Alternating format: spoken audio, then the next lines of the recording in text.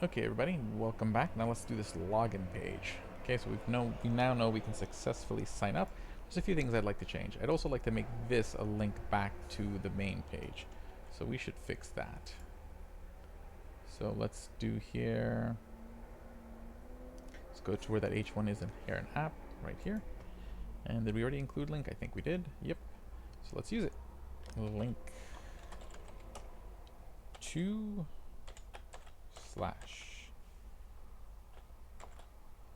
And then we're going to wrap this H1 in there.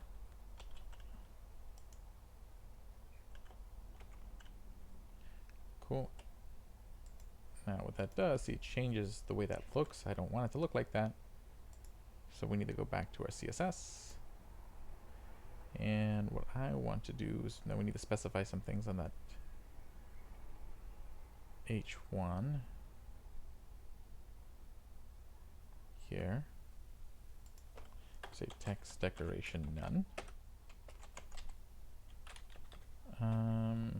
I want, let's just see if that fixed that. No. So let's take a look at our elements, see what that link tag is rendering. So let's go to our body. Let's go to the div, the root, class app. So it is rendering an A tag. Okay. So I want to change that. And that also changes these. So this has really got to be A. It's got to be then A. And then I want to create a new style to style the A tag. Dot A. Dot app.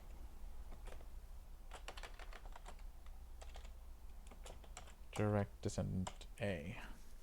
So again, the little arrow just means direct descendant. So it's not any descendant. So not grandchild, not great grandchild, just a direct child. So A.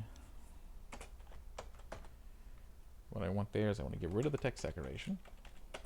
None. I want the color, the text, to be by default black. So that should fix it. That should make it look normal again. Yep, there we go. That's clickable. Good.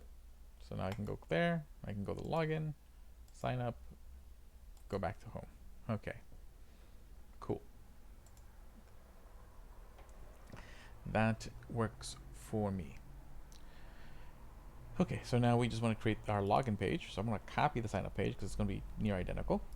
So paste, rename. This is going to be login. Yeah, I'll save ourselves a lot of the boilerplate. This just becomes login. The form is pretty much set identically. We're going to export login. The only thing that's really going to change is the handle submit. Okay, the handle submit, instead of going to auth signup, it's going to go to auth login.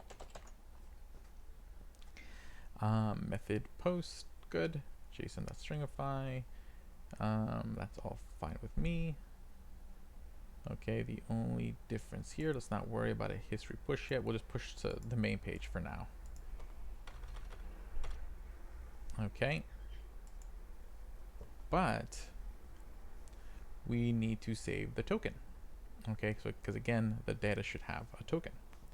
So what we're going to do is I'm going to add a place for the token in my global state. So here in my global state, I'm going to add a property called token, which starts out as an empty string. Okay, actually, we'll say null. Okay, it'll start out as null.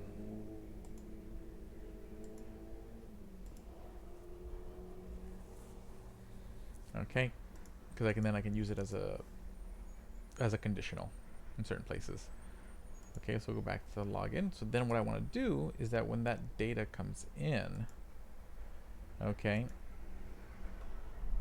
we're going to set the G state, the global state. We want to include everything that's already in there, so G state. But I also want to alter the token to now include the data.token, because there should be a token property in that object, if I remember correctly. So that should be that. Let me just see here.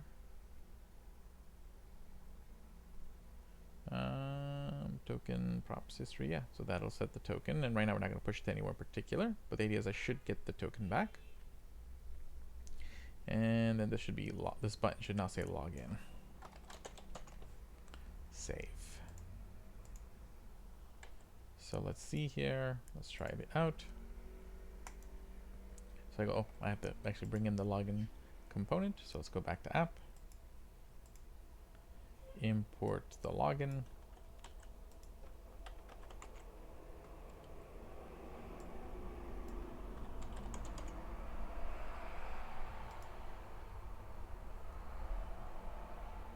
Okay, let's make sure I called it right. Or login. Login. Okay, and then when we click here, instead of this H1 saying login, it's going to be login. I wanted to have the router props, so .rp.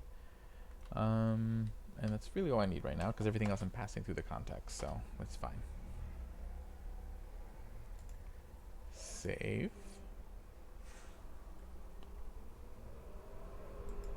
Okay, so here's my login field. So let's see if I type in test1 cheese, because that's the user, the stuff that we set up before. If I hit login, yep, it logged in successfully. See, I got the token back. Perfect. And let's see if it stored the token in the global state. So if I go over to components and I go to app, see, it should have a state thing there, and see, it has the URL, and now it has the token. Good. Okay. And then that's because that's what I'm going to need for all subsequent things. Cool. I also want to make sure that it has a logged in. Yeah, that's fine. We can leave it like that. Yeah, so there's the login page. Now the problem is, if I were to refresh the page, see that the token's gone again. So I'd have to log in all over again to get the token. We don't want every time the user refreshes the page or they walk away from the computer for a page and go back to this website, that they have to log in all over again. So for that, we can use local storage. We'll store the token locally, so that way we can check for it when the website loads to see if they already have a token. So here's what we're going to do. We're going to go back to our login page. We're going to add just a little bit of logic here. So to create some data inside of local storage is pretty straightforward. We're just going to say window.localstorage.setItem. So we're just setting an item. So local storage is like a little mini database inside the browser. So it's not quite a cookie, but it allows us to store information in the user's browser. So what we're going to do here is set item. We're going to set an item called token. That's going to be the key. And then the value will be, we're going to stringify this object. So json.stringify data. Okay, so that'll stringify that whole object with the token inside of it. Okay, cool. And then that will do that. So that'll be stored in there. So now let's just double check that works. Okay, so I have to refresh the page. I go to login. I type in test1 cheese. Okay, let's see that I log in successfully. Yep, so I got the token back. Now let's see if it saved the token. So we want to go to application. Here's the local storage in the browser, so I can see the local storage for this particular page. And I can see there it's stored. The token has been stored in local storage. It's not necessarily the ideal way to do it, but it's the best way to do it for, you know, practice. Okay, because the idea is that you put stuff like the token in there. Someone who has like a Trojan horse in their computer can go take a look at their local storage, find the token, and then use that to kind of pass authentication. So which is why you're going to want expiration dates on your tokens, which is why you might want to make it a little bit trickier to get to the token and check if the token's there, but you know, baby steps. Cool. But still, if I refresh the page, the token's still there, but I'm still not logged in. Okay. Like if I go over here to my components and I go to app, See, the token's still not there. So I need to create a way to go get that token. I want it to happen immediately when the page loads. The best way to do that, use effect. So in our app.js, I'm going to create a use effect for that exact purpose. React.use effect. So what's this doing? Just to put a little comment. Seeing if already logged in.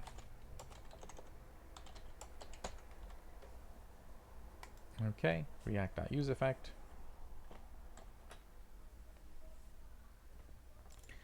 React.use effect, and then here we pass an arrow function, and then the empty array because we don't want it to repeat.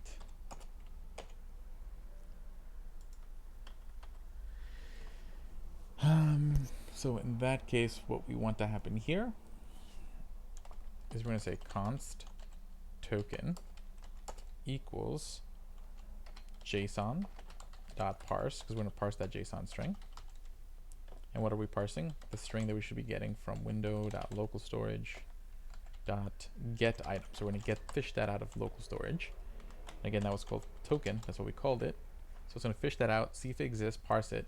If that doesn't exist, this should end up being non-existent. So console.log token. Okay. And then, so we'll say if token exists, then we will set the global state to whatever it has now. So G state. And then again we set the token to, I think we just do token. I think it might have to be token dot token. I'll double check. Find that in just a moment. Okay, let's take a look here. So we'll see in the console. Okay, so this is the console log from our use effect. So it did find the token. So yeah, it's like the object.token. So that should do it. So that means if this worked, I should be able to go to my components app and see that it has the token, which it does. Okay, now let's see what happens if I delete the token. So I'll go over to my application, click on local storage, and I'm going to delete this, refresh. So now if I refresh, see it's null. And I go to components and token's still null. Okay, so basically, as long as I'm not logged in, token should be null. So then I can check places. I can use that as sort of my conditional to see if you're logged in. Because if token's not null, then you must be logged in. Otherwise, you're logged in. So I can, use that to check certain things. But we'll come back to that in the next video, where we'll create a logout button.